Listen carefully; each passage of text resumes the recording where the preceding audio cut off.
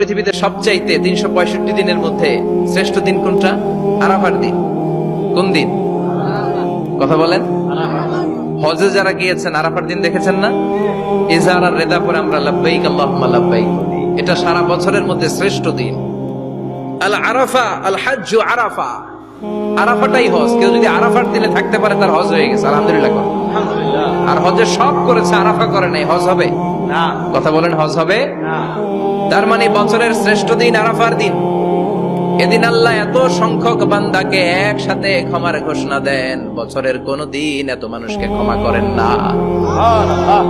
আবার শয়তান ওই দিনে এতটা লাঞ্ছিত বোধ করে, এতটা অপমান বোধ করে, বছরের কোন দিন শয়তান এত অপমানিত হয় না। এজন্য বিশ্বনবী বলেছেন, খায়রুদ দুআ দুআউ আরাফা, সব চাইতে শ্রেষ্ঠ দোয়া আরাফার দিনের দোয়া।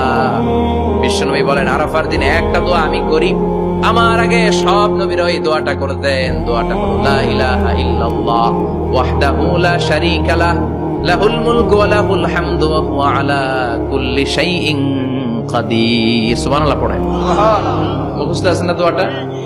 এটা পড়বেন। বিশ্বনবী আরাফার ময়দানে এই দোয়াটা পড়তেন। তাহলে বোঝা গেল বছরের সব দিন সমান না। সব দিন সমান? বছরের সবচেয়ে শ্রেষ্ঠ দিন হচ্ছে আরাফার দিন। কোন দিন?